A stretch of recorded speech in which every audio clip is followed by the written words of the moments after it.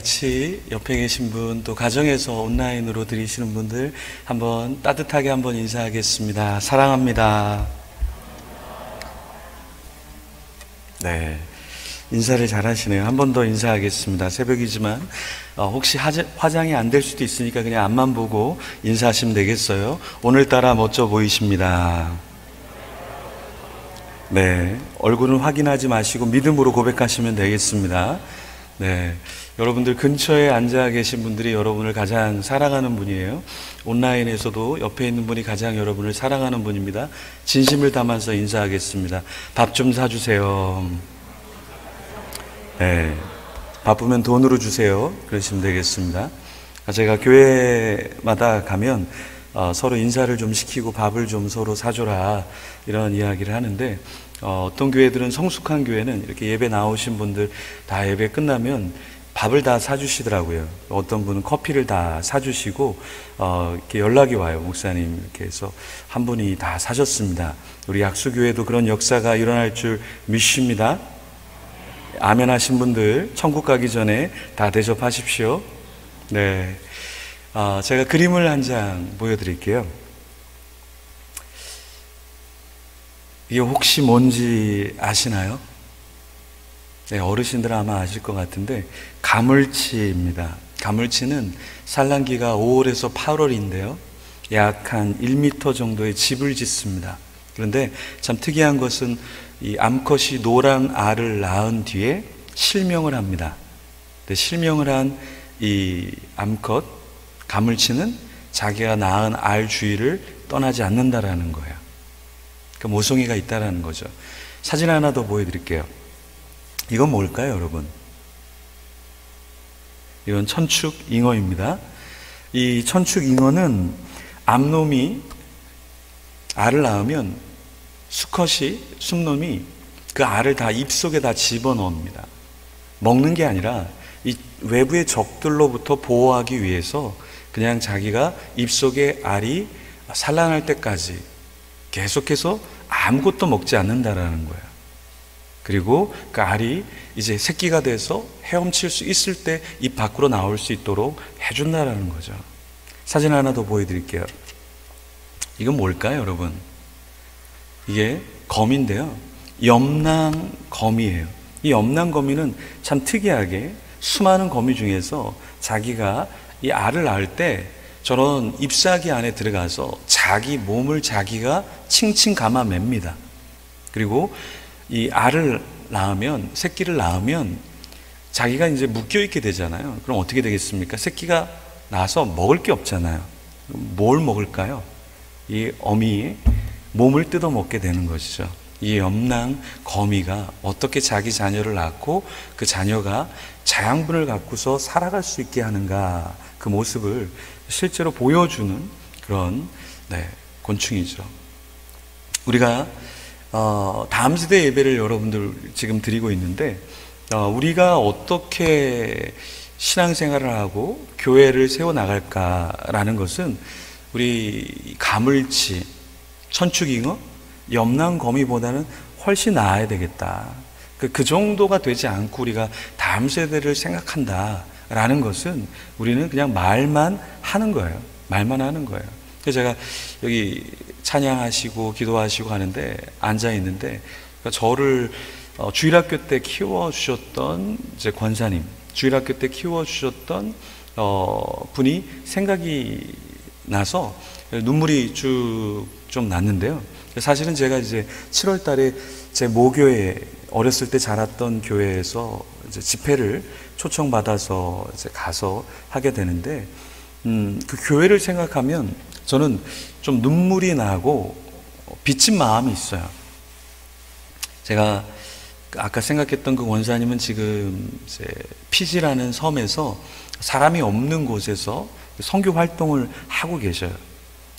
그분은 가진 재산도 있고 그분은 갖고 있는 사업터도 있었는데, 자신이 조금 더 주님 앞에 가기 전에 자기가 부끄럽지 않도록 하나님 앞에 선교의 사명을 감당하지 안 되는 그런 강한 그런 마음을 갖고서 남편분과 함께 선교지 오지로 갔습니다.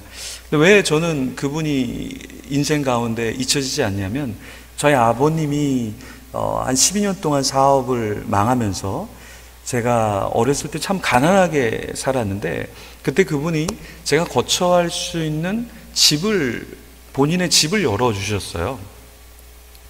근데 그 집만 열어주신 게 아니라 주일학교 때 그분이 가르쳐 준 것들이 아직도 생각이 나요. 겸손이 뭐냐, 그리고 우리 어렸을 때는 음악 배울 게 참 공간, 시간, 여건이 안 됐잖아요. 근데 지금 오늘 찬양하신 분은 굉장히 찬양도 잘하시고, 얼굴도 아름다우시고, 마스크는 절대 코로나가 끝나도 벗지 않으면 그 아름다움을 유지할 수 있겠죠. 네.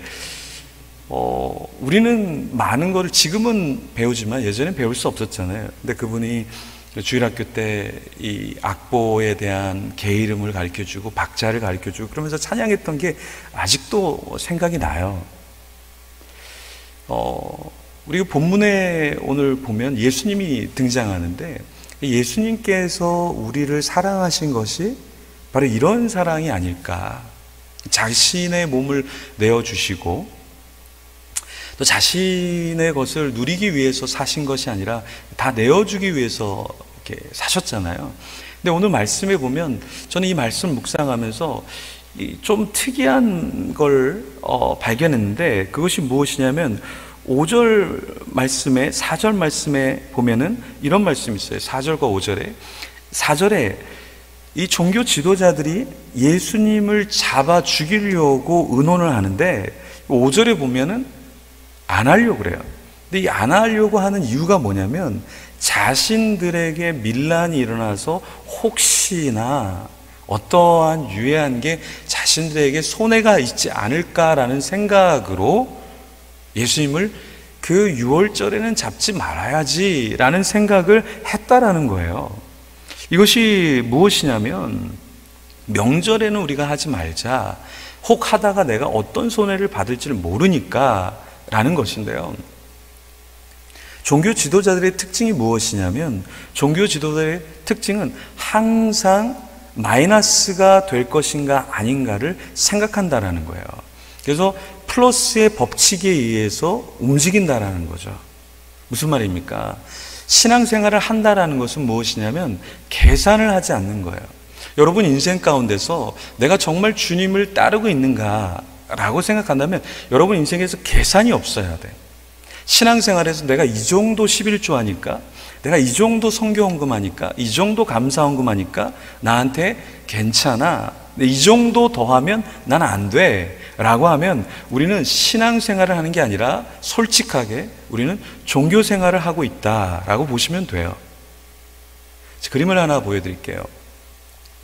이건 보쉬라고 하는 사람이 1480년대에 그린 그림이에요. 여러분 21세기에 그릴 법한 이 그림이 그 당시에 그려졌다는 건 참 파격적인 건데, 왜냐하면 이 벨기에의 그림 그리는 이 화가는 그 당시 화풍이 뭐였냐면, 유럽의 화풍은 미켈란젤로, 라파엘로, 레오나르도 다빈치 이런 사람들의 그림은 오늘날도 보면 대단한 그림이지만 그 그림의 흐름이 뭐냐면 천사, 예수님이 안겨있는 모습, 예수님의 그 멋진 그런 모습들을 많이 그렸거든요. 이런 십자가 곁에 무서운 험상 굳은 사람들을 그린 그림은 거의 없었다라는 거예요. 근데 이 보쉬가 이 그림을 그리면서 나타내 주고자 하는 메시지는 무엇이냐면, 십자가 곁에 있는 사람들은 너무나 많은데 십자가를 지는 사람은 없다라는 거예요. 여러분 그림을 잘 보시면 군인도 보이고 유대인들도 보이죠. 종교 지도자들도 있어요. 그런데 다른 사람들은 십자가 곁에 있고 십자가에 손을 대고 있기는 하겠지만, 십자가를 지는 사람은 이 그림에 예수님 외에는 아무도 없다라는 거예요. 여러분 우리 자신이 저 그림에 어디에 있습니까? 십자가를 내가 지고 있습니까? 예수님과? 아니면 나도 종교 지도자들처럼, 군인들처럼, 그냥 당시의 유대인들처럼 그냥 십자가 곁에는 와 있는데 십자가를 지는 삶은 나에게 없지는 않는가?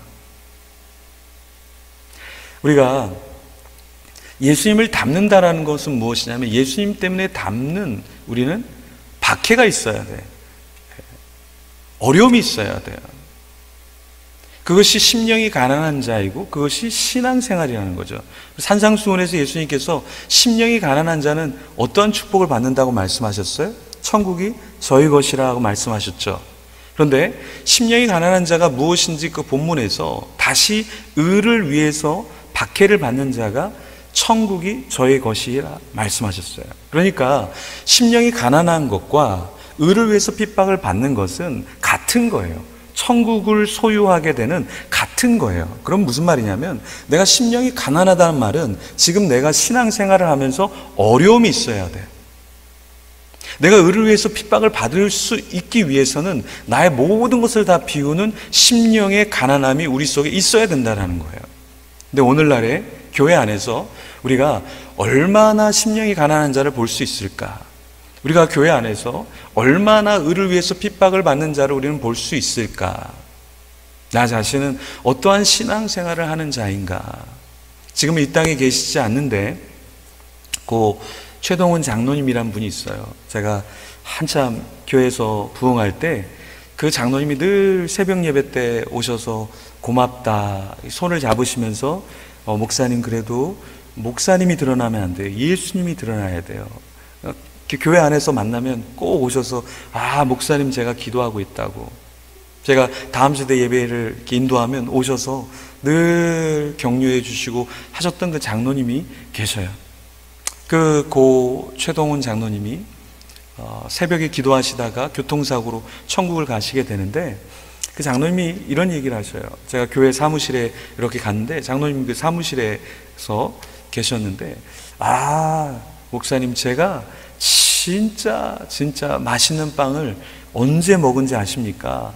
전 모르죠. 장로님께서 얘기를 해주시는 거예요. 그분이 야학을 하셨어요. 야학이란 게 뭡니까? 배울 수 없는 다음 세대를 자신이 학교를 세워서 선생님들을 모셔서 그 선생님들이 또 헌신해서 학생들을 가르치는 거잖아요. 야학을 하려고 그러면 재정이 들잖아요. 그죠? 재정이 드는데 그걸 본인이 근무하면서 그 재정을 다 그 야학에 쏟으신 거예요. 그 자녀분이 첫째 자녀분이 선교사님이고 둘째 자녀분이 이제 목회자인데 그 첫째 그 선교사님이 자신은 어렸을 때 한 번도 제대로 수박을 먹어본 적이 없대요. 과일을 먹어본 적이 없대요. 아버지가 헌신적이셔서 이 재산을 다 자기가 갖고 있는 버는 돈을 다 야학에 쏟아부으신 거예요. 근데 그 장로님이 가장 맛있게 먹어본 빵이 뭐냐면 그 언덕에서 이렇게 올라가서 야학이 있는 그 장소에 연탄을 배달하는데 연탄을 배달시키면 돈이 더 들어가잖아요. 그러니까 본인이 직접 나르는 거예요. 직접 나르다 보니까 어떻게 되냐? 너무 힘든 거죠. 근데 그 가파른 언덕길을 이렇게 끌고 올라가서 세우고 거기서 빵을 하나 먹었는데 세상에서 그것보다 더 맛있는 빵을 먹어본 적이 없다라는 거예요. 여러분, 헌신하는 사람은 그 헌신할 때 하나님이 주시는 그 맛을 알아요. 기도하는 사람은 그 기도의 자리에서 하나님과 함께하는 그 기도의 맛을 알아요. 말씀을 좋아하는 사람은 말씀의 맛을 알아요. 우리가 신앙생활을 한다는 것은 무엇이냐면 맛을 알아야 돼요. 요즘 맛집 어때요, 여러분? 맛집은 주차장이 없어도, 그죠? 찾기 어려워도 어떻게 합니까? 다 찾아가잖아요. 사람들이요, 엄청 많아요. 여러분, 이 코로나가요, 맛집에는 코로나가 없어요, 여러분. 잘 되는 데는요, 코로나가 없어요. 여러분이 쓰고 있는 마스크 회사는요, 코로나가 없어요. 코로나 때문에 오히려 훨씬 더 잘 돼요. 잘 되는 곳은 코로나가 와서 문제가 되지 않아요. 항상 어려운 것은 무엇이냐면 우리가 제대로 서 있지 않고 내가 뭘 해야 될지 모를 때 하나님 앞에서 우리의 소명이 무엇인지 모르고 인생을 살아가고 헌신 없는 삶을 살아갈 때 우리는 조금만 마이너스가 되고 어려우면 하나님도 원망하고 그러면서 우리 인생을 살아간다는 거예요. 예수님께서는 종교 지도자들이 자신을 배반하고 죽이려고 할 때 개념치 않으셨어요. 또한 제자들이 떠날지라도 예수님께서는 개념치 않으셨다라는 거예요. 그럼 우리는 어떻게 신앙생활을 해야 될까? 우리는 역시 마찬가지로 우리의 젊은이들이 어떻든 간에 우리는 우리의 헌신과 우리의 희생을 감당해야 된다는 거예요. 어떤 분이 그래요. 제주도에서 해외에 있는 목회자분들 오셔서 세미나를 하는데 이렇게 메시지를 나눈 다음에 한 분이 질문해요. 목사님, 저희 교회에서 다음 세대가 저한테 인사를 안 하고 말을 잘 안 듣습니다. 그러더라고요. 그래서 제가 여쭤봤어요. 밥 한 번 사준 적 있냐? 없대요. 밥부터 사라. 교회 장로님들이 그래요. 권사님들이 그래요. 아유, 목사님, 요즘 젊은 사람들이 인사를 안 해요. 인사를 안 해. 그렇죠? 인사를 안 하죠. 그래서 제가 물어봐요. 장로님, 밥을 한번 사줘 봤어요? 권사님, 아이스크림 한번 사줘 봤어요? 우리 다음 세대는요, 특징이 있는데 자신들을 위해서 고기를 산 사람은 영원토록 자신들의 생명책에서 이름을 지우질 않아요. 지나갈 때 저 장로님이 사줬어. 여러분은 한 번 사줬는데 그 친구들은 1000번, 10,000번 얘기해요. 권사님이 아이스크림 하나 사줬어. 그건 죽을 때까지 있지 않아요. 왜요? 다음 세대는 사랑을 줄 줄 모르지만 받은 거에 대해서는 감사한 마음이 여전히 있어요. 우리 자녀들도 그렇고요. 저도 다음 주 사역을 이제 25년 정도 지금 계속해서 하고 있는데, 다음 세대 사역의 열매는 단기간에 얻는 게 아니에요, 여러분. 한 5년, 10년, 15년, 20년이 지나야 그 열매들이 쭉쭉 올라오는 거예요. 제가 유학을 갔다가 잠시 들어와서 제가 키웠던 제자들을 만났는데, 그 제자들이 식당에서 이런 얘기를 하는 거예요. 목사님, 그 목사님 젊을 때 전도사 시절에 저희를 그 귀한 시간에 섬겨줘서 너무나 감사합니다. 너무나 감사합니다. 너무나 감사합니다. 그러는 거예요. 제가 서울에 있는 교회인데 저희 집이 경기도 구리시였어요. 경기도 구리시에서 서울 끝자락에 있는 교회까지 왕복으로 시간이 많이 걸리겠죠. 그 교회를 제가 유학 가기 전에 3년을 섬겼어요. 일주일에 몇 번을 갔냐면 파트타임인데 일주일에 4번을 갔어요. 제가 유학 가서 다음 세대 섬긴다고 일주일에 몇 번을 가냐면 제가 성서학을 공부했는데요. 시리아, 아람어, 히브리어, 헬라어 성서학 공부했는데 그 공부하면서 제가 교회를 일주일에 4번을 갔어요. 왕복 몇 킬로냐면 왕복 100킬로예요. 여러분, 왕복 100킬로를 그 유학생이 기름을 대면서 4번을 왔다 갔다 한다는 건 쉽지 않잖아요. 아내가 그러더라고요. 당신 공부하러 왔냐고. 그래서 공부는 어차피 잘 못하는 거 그냥 사역이라도 열심히 해야 되겠다 했는데요. 외국에서는 부응이 잘 안 돼요. 근데도 부응이 되더라고요. 6배, 7배 부응이 되더라고요. 여러분, 지금도 코로나 때 안 된다고 하지만 되는 교회를 보면 거기에 희생하는 사람들이 있어요. 헌신하는 사람들이 있어요. 여러분의 교회가 비전관을 짓는다고 이야기를 들었어요. 아주 잘하시는 거예요. 저는 이렇게 얘기해요. 한국교회 가서 강단에서 많은 곳에서 제가 무엇을 얘기하냐면, 여러분 이제 선교하지 마세요. 해외로 선교하지 마세요. 여러분들이 해외로 선교하는 동남아시아 복음화율을 보시면 10%, 20%다 넘어요. 근데 지금 우리 한국교회의 다음 세대, 청소년 다음 세대 복음화율을 왜 2%로 보고 있어요? 그럼 여러분 생각해 보세요. 지금 한국은 다음 세대 복음화율이 2%예요. 청년들은 3.75예요, 서울이. 그리고 지방은 3%예요. 그런데 어디다가 우리가 선교 자금을 보내야 될까요? 어디다가 우리의 사랑을 흘려보낼까요? 코로나가 터졌을 때 가장 없어진 세대가 있어요. 그 세대가 어디냐면 30대와 40대예요. 여러분 예배에 지금 30대와 40대 한번 찾아보세요. 거의 없어요. 새벽 예배 때 거의 없어요. 새벽 예배 때만 없지 않아요. 제가 수요일 날, 금요일 날, 주일 오후 헌신 예배 가보면 다 없어요. 왜 그런지 아세요? 우리가 수평 선교를 너무 많이 했어요. 그러니까 묻지마 수평 선교를 너무 많이 한 거예요. 그러니까 선교지에서 3천만 원 달라 그러면 그냥 줘요. 선교지에서 3억 달라 그러면 그냥 줘요. 근데 다음 세대에서 300만 원 달라 그러면 기획서 가져오라 그래요. 브리핑 한번 해보라 그래요. 견적서 2개 뽑아와서 어떤 게 더 좋은지 가격 비교하고 제출하라 그래요. 영수증 제출하라 그래요. 어떻게 사용하는지 보고하라 그래요. 이게 지금 한국교회 현실이라는 거예요. 선교지에는 뭘 하는지도 몰라요. 그냥 3천만 원 그냥 보내요. 3억 그냥 보내요. 근데 교회에서 300만 원 쓰겠다 그러면 이거 진짜 해야 되는 거야? 그러니까 교회가 다음 세대를 사생아 다루듯이 하니까 이 친구들이 교회에 와서 다 떠나가 버리는 거예요. 여러분의 자녀들도 신앙생활 그만둔 사람 굉장히 많아요. 교회마다 가면 직분자들 자녀들이 그 교회 안 나오는 사람들 되게 많아요. 아, 목사님 다른 교회 다녀요. 다른 교회 안 다니는 사람도 많고요. 다니더라도 대충 다니는 사람들이 더 많아요. 왜 그런가? 이 30대와 40대가 우리가 묻지마 수평 선교를 하면서 우리가 하지 않은 게 있어요. 그게 바로 무엇이냐면 수직 선교예요. 수직 선교. 유대인들이 하브루타라는 걸 하는데, 유대인들이 신앙의 전수 운동을 하는데, 그들의 모토가 무엇이냐면 실제로 다른 자녀들을 가리키긴 하지만 학교나 유치원이나 어떤 문화센터에서 가리키긴 하지만 그들의 기본적인 모토가 무엇이냐면 남의 집 자녀를 가리키지 않는다라는 거예요. 교회 직분자들 중에서 열심히 섬기는 분들이 있어요. 그런데 주일날 자기 자녀를 가리키지 않아요. 신앙적으로 함께하지 않아요. 그러니까 어떻게 돼요? 지금 30대와 40대가 모든 교회들마다 공통적으로 다 사라져버렸어요. 목사님 코로나 때문에 못 나온대요. 근데 그분들이 코로나 때 맛집 다 다녀요. 여행 다 다녀요. 엘리베이터에 있는데 한 젊은 부부가 이런 얘기를 해요.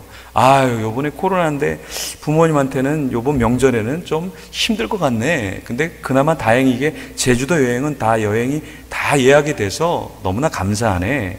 여러분, 다음 세대들이요, 놀이터에 가면요 차고 넘쳐요. 맛집에 가면 차고 넘쳐요. 커피집에 가면 차고 넘쳐요. 여행지에 가면요 지금 렌트할 차가 없어서 렌트차 비용이요 3배, 4배, 5배 엄청나게 올라 있어요. 교회만 안 와요. 코로나가 좋은 핑계가 된 거예요. 근데 그들만 안 오는 게 아니라 이제는 부모님에게 얘기해요. 이제 연세 많으신데 코로나 때문에 교회 가지 마세요. 당분간은 나가지 마세요. 그럼 부모님들이 야, 신앙은 목숨을 걸고 하는 거야. 이래야 되는데 그래 알았어. 안 나가고 있어. 걱정하지 마. 다 같이 안 나가요 지금은. 예전에는 부모가 자녀에게 신앙을 가르쳤는데 지금은 자녀가 부모에게 불신앙을 가르쳐요. 시대가 다음 세대를 우리가 놓친 이유가 무엇이냐면 우리는 수평 선교는 엄청나게 했지만 수직 선교는 하지 않았어요. 여러분 비전관 짓고 있어요? 이 비전관이 왜 지어져야 되냐? 지금 한국교회는 50대, 60대, 70대가 너무 많아요. 그래서 T자형이라고 제가 말을 하는데 50대, 60대, 70대는 교회 안에 너무 많아요. 근데 이 다음 세대는 이 한 손가락으로 지금 지탱을 하고 있는 거예요. 유럽과 영국 교회가 지금 2%, 3% 복음화율을 갖고 있거든요. 교인들이 없어요. 엄청나게 큰 그 성당에, 칼빈이 설교했던 그 성당에 가보면 성당은 어마어마하게 큰데 그냥 하나의 작은 공간에서 예배를 드려요. 왜 그렇게 됐는가? 유럽 교회가 갑자기 이렇게 된 게 아니라 유럽 교회도 마찬가지로 50대, 60대, 70대가 엄청나게 많았어요. 근데 그 한 세대가 천국으로 가면서 그 다음 세대가 아이형으로 그냥 너무나 적게 남게 된 거죠. 그러니까 한국교회가 지금 전형적인 그 모습을 따라가고 있거든요. 한국교회는 너무나 빨리 쇠퇴하고 있어요. 영국교회가 부흥하고 종교개혁 이후에 500년을 유지했다면, 미국교회가 200년의 화려함을 유지했다면 우리는 100년 정도를 유지하고 급쇠퇴로 들어가 버렸다라는 거예요. 그런 것이 왜 그런가? 그것이 우리가 수직 선교를 하지 않았다라는 거예요. 여러분, 여기에 자녀를 데려온 분이 계셔요, 지금. 근데 누가 새벽 예배를 나중에 나오냐면 부모의 손에 의해서 이끌려온 아이, 부모의 품에 이끌려서 안겨서 온 아이가 나중에 새벽 예배를 온다라는 거예요. 저도 규모 있는 큰 교회에서 사역을 했었는데 그 영화부 사역을 하는, 전문적으로 영화부 사역만 수십 년 했던 전도사님이 옆에서 그러는 거예요. 목사님, 저렇게 들쳐펴오고 저렇게 감싸온 아이가 내가 나중에 30년, 40년을 보니까 저 아이가 나중에 자기 자녀를 놓고 또 들쳐업고 온다라는 거예요. 신앙의 전수는 그렇게 된다라는 거예요. 다 이해할 수 없죠. 왜 목사님이 새벽에 나오라 그래? 아, 목사님이 왜 그래? 그런데 신앙은 말로 배우는 게 아니라 몸으로 배우는 거예요. 몸으로 배우는 거예요. 저도 어렸을 때 모든 예배 다 참석하고요. 젊었을 때 20대 때 새벽 예배 빠지고 싶지 않아서 저는 새벽 예배 차 운전을 제가 하겠다 그랬어요. 작은 시골 교회에 제가 목사님 운전하겠습니다. 20대 운전면허 따서 제가 몇 시에 일어나서 차량을 권사님 집사님 태워주냐면 새벽 4시에 일어나서 차량을 운전했어요. 새벽 예배 안 빠지려고. 그리고 끝나면 기도하면 어른들 끝나는 때 맞춰서 어느 정도 기도하고 다시 어른들을 다 태워주고 그렇게 집에 들어갔어요. 신앙이라는 것은 몸이 피곤해야 돼요. 신앙이라는 것은 다 이해돼서 하면 우리 아무도 신앙생활 못해요. 다음 세대를 살린다. 그러면 우리는 다음 세대에게 엄청나게 줘야 돼요. 여러분 자녀 중에서 자녀를 키울 때 10% 재정 주면서 자녀를 키워본 분 있어요? 내가 90%는 네가 알아서 쌀밥 먹고 내가 10%만 지원할게. 너 90%는 네가 내야 돼. 10%는 내가 해줄게. 그런 자녀 그렇게 키워본 분 계셔요? 근데 우리 교회가 지금 그렇게 하고 있다라는 거예요. 너네가 알아서 해. 왜 이렇게 비싼 거 먹으려고 그래? 너네 왜 이렇게 재정을 많이 쓰려고 그래? 왜 또 증액이야? 그 교회마다 아무리 초대형 교회도 아무리 작은 교회도 요즘에 한국 교회 가보면 5%에서 10%예요. 5%, 10%. 그렇게 재정 투자하면서 무슨 영적인 거장을 우리가 기대해요. 사생아 취급하면서. 저희 집에 딸이 둘이 있는데 어릴 때 아내가 우유를 잘 못 먹게 해요. 요플레를 잘 못 먹게 해요. 오늘 우유를 마시라는 거예요. 그래서 마시니까 아내가 하루 이틀 지났다고 괜찮다고 그게 지나면 요플레가 되고 그런 거라고. 그래서 어느 날은 요플레를 먹으래요. 요플레는 절대 주지 않는데 그래서 먹고 있으니까 아내가 며칠 지난 거라고 어차피 요플레가 발효가 돼서 그렇게 되는 거고 그게 또 되면 나중에 치즈가 되는 거고 그렇다고. 여러분 자녀가 1순위예요. 그죠? 교회의 재정의 1순위가 어디가 되냐면 자녀, 우리 다음 세대에게 가야 돼요. 우리 잘못하고 있어요. 그러면서 왜 다음 세대가 없어? 여러분이 그렇게 만든 거예요. 구조적으로. 그래서 제가 25권 정도의 책을 썼는데 최근에 쓴 책이 나를 아세요라는 책인데 이게 교회가 구조적으로 다음 세대가 잊지 못하도록 만들어 버리고 있다라는 거예요. 만약에 이게 다음 세대를 위한 디자인된 예배라면 다음 세대가 원하는 예배 스타일로 바뀌어야 돼요. 이제는 우리가 원하는 전통적인 예배 형식으로 가면 다음 세대는 와서 다시는 이 교회를 안 와야지 해버린다라는 거예요. 왜요? 다음 세대는 그렇게 적응할 수가 없어요. 여러분 다음 세대는요 설교도요 길게 못 들어요. 지금 틱톡이라고 1분 영상이 굉장히 활발하게 다음 세대들이 보고 있는데요. 그러니까 유튜브가 59초짜리 1분짜리 쇼츠라는 걸 만들어서 대응을 하고 있어요. 인스타에서 뭘 하냐면은 릴스라는 1분도 안 되는 15초, 30초, 45초 짧은 영상들로 승부를 거는데 그게 오히려 승승장구하고 있어요. 우린 옛날에 설교 그러면 우리는 30분 해도 되고 40분 해도 돼요. 여러분 다음 세대 주일학교 설교를 30분 40분 하면 교회 나가라는 얘기예요. 왜? 1분에 길들여진 다음 세대가 어떻게 30분짜리 설교를 들어요? 못 들어요, 여러분. 그러니까 우리는 다음 세대에 대한 분석이 전혀 없이 그냥 내 스타일대로 간다는 거야. 내가 신앙생활을 하는데 나를 따라와야지 무슨 말을 하는 거야. 그러니까 나만 있는 거예요. 나만 있는 거예요. 리더는 어떤 사람이냐면 리더는 옆을 보면서 얼마나 많은 사람이 나와 함께 서 있는가를 보는 게 리더예요. 리더는 뒤돌아섰을 때 나의 뒤를 따라오는 사람들이 얼마나 많은지를 볼 수 있는 게 리더라는 거예요. 근데 우리는 리더이기를 포기하는 거예요. 지도자가 되려고 해요. 지도자는 자기의 생각을 관철시키는 사람이에요. 지도자는 이익과 손해를 명확하게 따지는 사람이에요. 지도자는 주판, 계산기를 두드리는 사람이에요. 그런 지도자는 교회 안에서 교회를 절대 부흥시킬 수 없습니다. 교회는 어떤 사람이 부흥시킬 수 있냐면 거름을 주는 사람이에요. 미랄이 되어야 돼요. 우리가 미랄이 돼서 썩어져서 거름이 되면 다음 세대는 생기지 않을래야 생기지 않을 수가 없는 거예요. 여러분 우리는 신앙생활에 있어서 내가 기준이 되면 안 되고요. 예수님이 기준이 돼야 돼요. 오늘 읽었던 본문에 마리아가 등장하죠. 향유컵을 깼다 그랬잖아요. 300데나리온. 하루에 노동자가 벌 수 있는 게 한 데나리온이에요. 오늘날로 따지면 노동자가 나가면 10만 원, 12만 원 받죠. 조금 노동자 중에서 기술이 있으면 13만 원, 14만 원, 20만 원 이렇게 받잖아요. 그러면 10만 원으로 잡았을 때 300일치의 300데나리온은 3천만 원에 해당되는 거예요. 그걸 깨니까 주위에 있는 사람들이 그걸 왜 깨? 3천만 원이면 엄청나게 큰데 근데 예수님께서 칭찬하셨다는 거예요. 예수님을 위해서 그렇게 했어? 잘했어. 우리는 교회의 향유 옥합을 여러분 다른 데 깨지 마시고 우리가 사랑하는 다음 세대를 위해서 향유 옥합을 깨야 될 줄 믿습니다. 너무 많이 다른 데 지원하지 마세요. 너무 많이 다른 데 지원하지 마세요. 너무 많이 선교하지 마세요. 그 선교지는 차고 넘치고 있어요. 한국 교회가 보이는 걸 굉장히 좋아하니까 동남아시아에 갔는데 교회가 너무 많은 거예요. 선교사님께 이렇게 많은데 이거 다 현지인들 예배 아니야? 그러니까 다 깡통교회라는 거예요. 깡통교회. 왜냐하면 선교지마다도 복음화율이 있잖아요. 그럼 이 정도의 교회가 많으면 복음화율이 훨씬 높아야 되는데 왜 이렇게 됐습니까? 한국 교회에서 건물 짓고 사진 찍고 우리가 선교지에 건물 지었습니다 라고 만족하면서 예배한 다음에는 아무도 없다라는 거예요. 이게 깡통교회가 너무나 많다라는 거예요. 여러분, 깡통교회를 세우지 말고 한 사람을 키우세요. 장학금 많이 주세요. 이단들은요 대학교 가서도 장학금을 다 줘요. 근데 우리는 다음 세대 장학금 얼마나 주고 있어요? 교회에서 얼마나 간식 주고 있어요? 교회에서 간식을 1,000원짜리 줘야 돼? 2,000원짜리 줘야 돼? 우리 이거 갖고 싸워요 지금.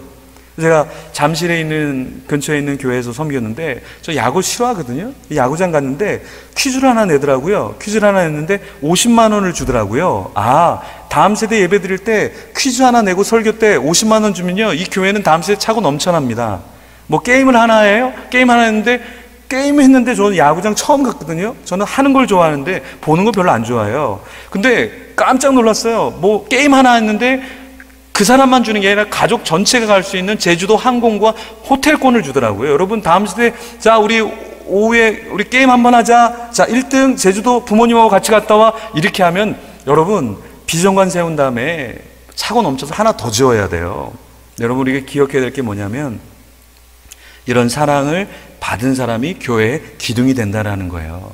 모든 건물에는 기둥이 필요해요. 근데 우리는 기둥 얇게 만들어. 기둥 그거 굳이 필요하겠어? 그거 없어도 요즘 건물 짓던데. 그렇죠? 건물이 지어져요. 지진이 있었잖아요. 그죠? 포항에서도 지진이 있었고 지진이 있을 때 그렇게 공법으로 만든 것들의 기둥 4개로 주차장 세웠던 거는 거의 쉽게 무너지다는 거예요. 쉽게 무너지는 교회를 여러분 세우겠습니까? 아니면 다음 세대들에게 완전 투자해서 이 기둥을 온전하게 세워서 그들이 여러분을 축복할 수 있도록 여러분이 눈을 감을 때 그들이 와서 정말 수고해 주셔서 감사합니다. 정말 저희를 위해서 아끼지 않아 주셔서 감사합니다. 저는 장로님에게, 저는 권사님에게, 저는 집사님에게, 저는 선생님에게 말이 아니라 그 신앙의 삶으로 저는 배웠습니다. 제가 이제는 이 교회를 위해서 기둥이 되겠습니다. 그 다음 세대에 한 명이 나타나야 돼요. 그 한 명이 나타날 때 한국 교회는 바뀌게 되는 겁니다.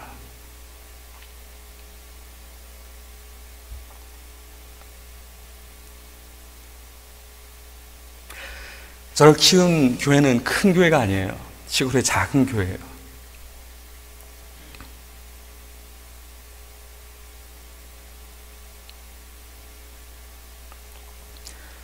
저는 웬만한 대형 집회에서, 웬만한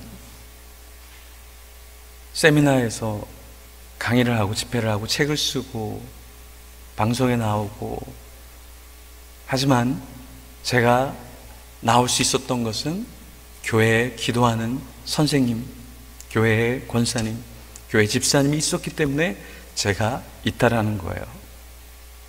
여러분의 다음 세대를 위해서 눈물을 흘리면 안 돼요. 지금 이 코로나 시기에는 피눈물을 흘려야 돼요. 여러분이 피눈물을 흘리면 다음 세대는 눈물 정도는 흘려줍니다. 왜 헌신이 없어? 왜 애들이 저 모양이야? 그 말은 내 신앙과 우리 교회가 심각한 문제가 있다라는 거예요. 우리 시간에 잠시 한번 같이 기도하고, 제가 기도하고 마치겠습니다. 우리 같이 한번 반주해 주시고요. 우리 같이 기도할 때, 하나님, 이 약수교회가 정말 하나님이 기뻐하시는 교회가 되게 하여 주시옵소서. 하나님, 다른 사람이 아니라 내가 정말 이 교회를 위해서, 다음 세대를 위해서 헌신하는 하나님의 자녀가 되게 하여 주시옵소서. 하나님, 다음 세대를 보면 이름도 모르고 얼굴도 모르지만 그들을 사랑으로 품게 하여 주시옵소서. 사생아 취급하지 않게 하여 주시옵소서. 하나님을 사랑하는 마음으로 다음 세대를 사랑하게 하여 주시옵소서. 우리 이 시간에 같이 하나님 앞에 기도하며 나가겠습니다. 주님 감사합니다.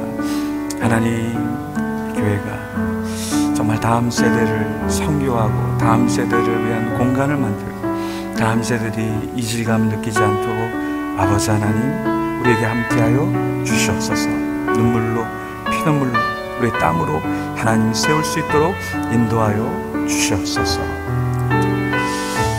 하나님 감사합니다. 오늘 우리에게 말씀하시고 예수님의 모습, 마리아의 모습, 그러면서 우리의 모습을, 유다를 닮은 우리의 모습을 보여주시니 감사합니다. 이 교회가 기도로, 피눈물로, 헌신으로, 땀으로 세워지는 교회가 되게 하여 주시옵소서. 예수님 이름으로 기도드립니다. 아멘.